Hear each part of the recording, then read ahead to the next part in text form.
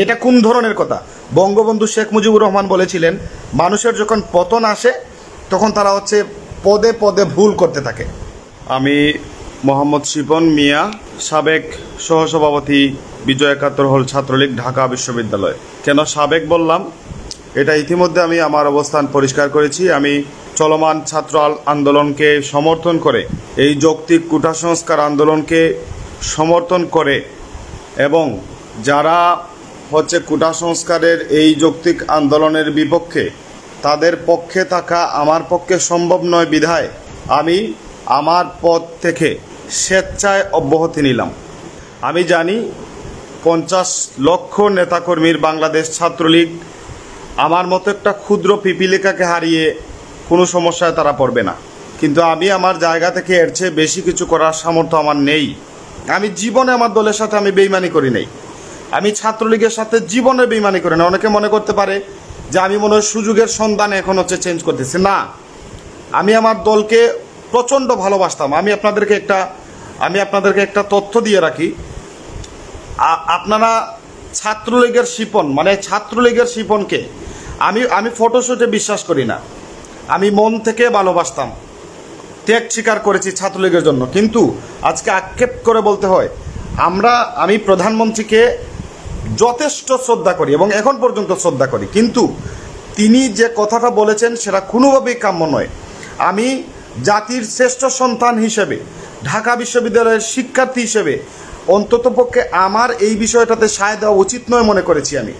আমি মনে করেছি পিএম যে বলেছেন তার পিয়নের 400 কোটি টাকার মতো আছে, হুয়েভার পৃথিবীর এমন কোনো পিএম দেখাতে পারবেন যার পিয়নের হচ্ছে 400 কোটি 500 কোটি টাকা থাকে? ইম্পসিবল ভাই। অনেকে হয়তো চাকরির প্রিলিতে ঠিকছেন, অনেকে রিটেনে ঠিকছেন, অনেকে ভাইবা দিবেন, যার কারণ হচ্ছে ন্যায় কথাটা বুকে আসছে কিন্তু মুখে আসছে না। মুখে এসে গেলেও আপনারা হয়তো প্রকাশ করতে পারছেন না, কিন্তু আমার এই ধরনের কোনো টেনশন নাই। আমি ওই সময়ে কথা বলেছি, এই সময় বলেছি। জানেন আমার অনার্সের রেজাল্ট হচ্ছে 3.57, আমি টপারদের মধ্যে ছিলাম, 4-5 জনের মধ্যে একজন ছিলাম। কিন্তু মাস্টার্সে আমি শিক্ষকের শখজ খাইছি, হুদাই শখজ খাইছি শিক্ষকের, কারণ শিক্ষকের চুদুরবুদুর আমি জানতাম। আমি শখজ খাইছি, খাইয়া আমার হচ্ছে 3.29, কত নামায় দিছে আমারে, কি হয়েছে? আমি তো মরে যাই নাই। অন্যায়ের বিরুদ্ধে প্রতিবাদ করে শেখ মুজিবুর রহমান জীবনের 14 বছরের বেশি সময় তিনি জেলখানার অন্ধকার প্রকোষ্ঠে কাটিয়েছিলেন। ক্ষুদিরাম জীবন দিলেন, নেতাজি জীবন দিলেন, সূর্য সেন, প্রীতিলতা তিতুমির, যার কথাই বলেন সবাই জীবন দিলেন। আর আমি আলা তুচ্ছ একটা রাজনৈতিক দলের, ছাত্র দলের, একটা ছাত্র সংগঠনের একটা পোস্ট আমি ছাড়তে পারবো না। মানে আমি তো এতটাও নির্বুধ নই ভাই, আমি তো এতটা নির্বুধ নই। আমার উজ্জ্বল ভবিষ্যৎ হয়তো আপনারা বলবেন যে এটা কি আবেগে করে ফেললো। না, আবেগ না, এটা দীর্ঘদিনের ক্ষোভের বহিঃপ্রকাশ। আমি এখন, আপনারা অনেকেই আমার ফ্রেন্ড লিস্টের ম্যাক্সিমাম হচ্ছে, জানেন আমি ছাত্রলীগকে কতটা পছন্দ করতাম। আমার এলাকার একটা অন্তরঙ্গ বন্ধু, বাল্যকালের বন্ধু, যার সাথে আমি একসাথে ন্যাংটা হয়ে পুকুরে গোসল করতাম, এরকম বন্ধুকে ও হচ্ছে ডিফারেন্ট আইডিওলজির, রাজনৈতিক আইডিওলজিতে বিলং করে। সে হচ্ছে আমাকে একটা কমেন্ট করেছিল ছাত্রলীগের বিরুদ্ধে বলে, আমি তার সাথে আজ পর্যন্ত সেকেন্ড ইয়ার থেকে নিয়ে শুরু করে আজ পর্যন্ত তার সাথে কথা বলি না। আমি তাকে ফেসবুকে যে ব্লক করে দিয়েছিলাম, তার সাথে আমার সরাসরি দেখা হলেও কথা হবে না। এরকম বন্ধু আমি ত্যাগ করেছি ছাত্রলীগের জন্য। আমি ছাত্রলীগকে এতটা পছন্দ করতাম, কিন্তু এখন এসে যখন দেখি যে এত বড় যৌক্তিক আন্দোলন, পুরো বাংলাদেশের মানুষ সব কিছু একদম, স্টুডেন্টরা হচ্ছে সব কিছু একদম পড়ালেখা ছেড়ে, নাওয়া খাওয়া ছেড়ে তারা রাস্তাঘাটে আছে, কি বললেন ওইটা থাকবে। আপনার উত্তরটা এইভাবে না হয়ে আরো ভালোভাবে হওয়া উচিত ছিল। শিক্ষকরা আন্দোলন করতেছে, শিক্ষকদের আন্দোলনে আপনি কি বললেন? আপনি বললেন যে ওরা আন্দোলন করতে করতে টায়ার্ড হয়ে গেলে তাদের সাথে আমি বসবো। কেন, ওদেরকেও কি মানুষ মনে হয় না নাকি? এটা কোন ধরনের কথা? বঙ্গবন্ধু শেখ মুজিবুর রহমান বলেছিলেন, মানুষের যখন পতন আসে তখন তারা হচ্ছে পদে পদে ভুল করতে থাকে। অনেকে হয়তো আমাকে দেখে হাসবে এখন, হায় রে ছেলেটা কি বিপদে পড়লো রে, আবেগে রে। হোয়াট এবার বিপদে?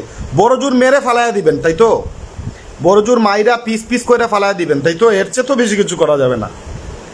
দাফন পর্যন্ত করতে পারবেন না আপনারা। ওইটা আমার ফ্যামিলির মানুষ এনে আমার খুঁজে বের করে করবে, সমস্যা নাই।